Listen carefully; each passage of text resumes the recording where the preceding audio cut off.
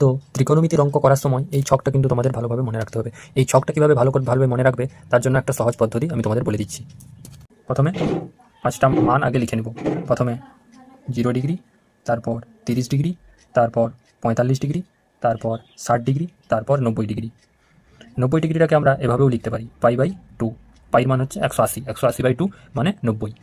60 ডিগ্রিটাকে আমরা লিখতে পারি π/3। আর 45 ডিগ্রিটাকে আমরা লিখতে পারি π/4। 30 ডিগ্রিটাকে আমরা লিখতে পারি π/6। 0 ডিগ্রিটাকে 0ই হবে। তো আমরা প্রথমে সাইন থিটার মান নির্ণয় করব। প্রথমে সাইন থিটা, প্রথম ছকটার মান তোমরা জানতে পারলে কিন্তু বাকি সবগুলো মান নিজেরা বুঝতে করে নিতে পারবে। সাইন থিটার পর কস থিটা, তারপর ট্যান থিটা। এই 3টা মান জানলে কিন্তু বাকি 3টার মানও তোমরা বের করে নিতে পারবে। প্রথম 3টার মানের অনন্যক হয় বাকি 3টা। সুতরাং সাইনের উল্টো কী হবে? কোসেক। Cosec theta. কসের উল্টো কী হবে? সেক। Sec theta. ট্যানের উল্টো কী হবে? কট। Cot theta. তো প্রথমে আমরা সাইন থিটার মানটা বসাবো। সাইন 0 ডিগ্রির মান কত? 0। সাইন 30 ডিগ্রির মান কত? হাফ, 1/2। সাইন 45 ডিগ্রির মান কত? 1/√2। সাইন 60 ডিগ্রির মান কত? √3/2। সাইন 90 ডিগ্রির মান কত? 1। তারপর এই প্রথম ঘরটা যদি তোমাদের নাও মনে থাকে, এই প্রথম ঘরটার মান কীভাবে মনে রাখবে তার একটা ট্রিক্স আমি তোমাদের পরে বলে দেবো। তো সুতরাং কস থিটার মান কী হবে? সাইন থিটার প্রথম থেকে যেগুলো লিখে গেলে কস থিটার শেষ থেকে কিন্তু আবার প্রথম দিকে আসবে। কস থিটার মানটা শেষ থেকে বসিয়ে বসিয়ে আসতে হবে প্রথমের দিকে। কস 0 ডিগ্রির মান কী হবে? সাইন 90 ডিগ্রির মান যা, সুতরাং 1। কস 30 ডিগ্রির মান কী হবে? সাইন 60 ডিগ্রির মান যা, √3/2। কস 45 ডিগ্রির মান কী হবে? সাইন 45 ডিগ্রির মান যা, 1/√2। কস 60 ডিগ্রির মান কী হবে? কস 30 ডিগ্রির মান যা, হাফ। কস 90 ডিগ্রির মান কী হবে? 0। সাইন 0 ডিগ্রির মান। ব্যাস। এবার ট্যানটা কীভাবে বার করবে? আমরা জানি সাইন থিটা সমান লম্ব বাই অতিভুজ, আর কস থিটা সমান ভূমি বাই অতিভুজ। তো এই দুটোকে আমরা ভাগ করে নেব। Sine theta by cos theta, এটা কী হবে? লম্ব বাই অতিভুজ বাই কসটা হবে ভূমি বাই অতিভুজ। তো এটা কীভাবে লিখব? লম্ব বাই অতিভুজ, আর নিচেরটাকে আমরা উল্টো করে লিখব, উপরের দিকে লিখব, উল্টো করে লিখব। অতিভুজ বাই ভূমি। অতিভুজ কেটে থাকলো, কী বাকি থাকলো? লম্ব বাই ভূমি। লম্ব বাই ভূমি সমান ট্যান হয় আমরা জানি, সুতরাং tan theta. Sine theta by cos theta সমান ট্যান থিটা। তো সুতরাং ট্যান থিটার মান বের করতে গেলে আমরা সাইন বাই কস করব। 0/1 কত হয়? 0। হাফ 1/2 বাই √3/2 কত হবে? 1/√3। আর 1/√2 বাই 1/√2 কত হবে? 1। √3/2 বাই 1/2 কত হবে? 2 দিয়ে কেটে যাবে, উপরে থাকবে √3। আর তারপর ট্যান 90 ডিগ্রির মানটা কী হবে?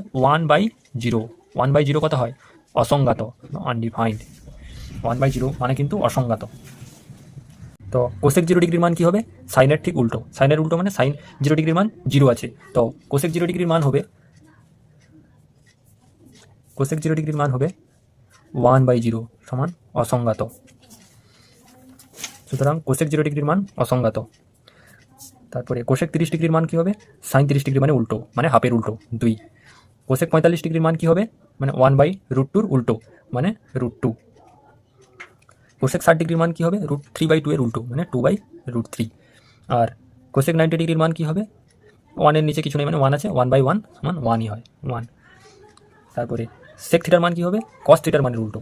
তো কস 0 ডিগ্রির মান কী আছে? 1। 1-এর উল্টো কী হবে? একই হয়, 1/1। তারপর সেক 30 ডিগ্রির মান কী হবে? কস 30 ডিগ্রির মানের উল্টো, মানে এখানে কস 30 ডিগ্রির মান কত আছে? √3/2, এটাই কত হবে? 2/√3। সেক 45 ডিগ্রির মান কত হবে? কস 45 ডিগ্রির মান আছে 1/√2, তো সেক 45 ডিগ্রির মান হবে শুধু √2। সেক 60 ডিগ্রির মান কত হবে? কস 60 ডিগ্রির মান আছে হাফ, তো সেক 60 ডিগ্রির মান হবে 2। সেক 90 ডিগ্রির মান কত হবে? কস 90 ডিগ্রির মান আছে 0, সুতরাং সেক 90 ডিগ্রির মান হবে 1/0। 1/0 মানে কত হয়? অসংজ্ঞাত।